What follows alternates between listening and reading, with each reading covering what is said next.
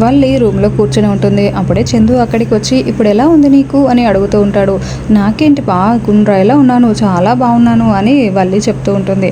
ఇంకా సరే నువ్వు టైంకి తిను, నీకు ఏదైనా కావాలంటే అమ్మ వాళ్ళని అడుగు, నీకేం డౌట్స్ ఉన్నా కూడా అమ్మని అడుగు అని చందు చెప్పి సరే నేను రైస్ మిల్ దగ్గరికి వెళ్ళొస్తాను అని అంటూ ఉంటాడు.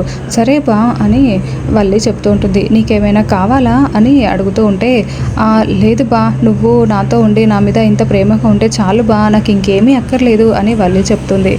ఇంకా అలా మళ్ళీ చందు వెనక్కి తిరిగి వెళ్తూ మళ్ళీ ఒక్కసారిగా వెనక్కి తిరిగి అది కాదు, నేను వచ్చేటప్పుడు నీకేమైనా తినడానికి తీసుకురావాలా అని అడుగుతూ ఉంటాడు. దాంతో బా అది నాకు హల్వా అంటే చాలా ఇష్టం బా అని చెప్పడంతో సరే అని చెప్పి చందు అక్కడి నుంచి వెళ్ళిపోతాడు. ఇంకా వల్లి చందు చూపిస్తున్న ప్రేమకి చాలా సంతోషపడుతూ మురిసిపోతూ ఉంటుంది. మరోవైపు ప్రేమ బ్యాంకుకి వెళ్ళి నగలు తాకట్టు పెట్టడానికి ట్రై చేస్తూ ఉంటుంది. అప్పుడే ధీరజ్ ప్రేమకి ఫోన్ చేస్తాడు.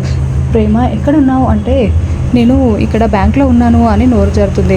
బ్యాంక్ కిందకి వెళ్ళావు అని ధీరజ్ అడగడంతో బ్యాంకు కాదండి, కాదు ధీరజ్, బ్యాంక్ పక్కన మా ఫ్రెండ్ వాళ్ళ ఇంట్లో ఉంటే ఇక్కడికి వచ్చాను, డబ్బుల కోసమే అరేంజ్ ఇస్తాను అంటే ఇక్కడికి వచ్చాను అని ప్రేమ చెప్తుంది. అవునా, మా ఫ్రెండ్స్ అందరూ డబ్బులు ఇస్తామంటున్నారు, 2 lakhs వాళ్ళు అరేంజ్ చేశారంట, కానీ 10 rupees ఇంట్రెస్ట్కి ఇస్తారంట అని అనడంతో వద్దు ధీరజ్, 10 rupees ఇంట్రెస్ట్ అంటే లక్షకి 10,000 అవుతుంది, నెలకి 20,000 మనం కట్టడం కష్టమవుతుందిరా, వద్దురా, నేను మా ఫ్రెండ్ ఇస్తానని చెప్పింది అని ప్రేమ చెప్తూ ఉంటే ఓ అవునా, సరే నువ్వు అక్కడే ఉండు, నేను ఇప్పుడే అక్కడికి వచ్చేస్తాను అని ధీరజ్ చెప్తాడు. పర్వాలేదురా, నేను తీసుకొస్తాను అని ప్రేమ అంటూ ఉంటే లేదు నేను వస్తాను, అక్కడే ఉండు నువ్వు అని ధీరజ్ ఫోన్ కట్ చేస్తాడు.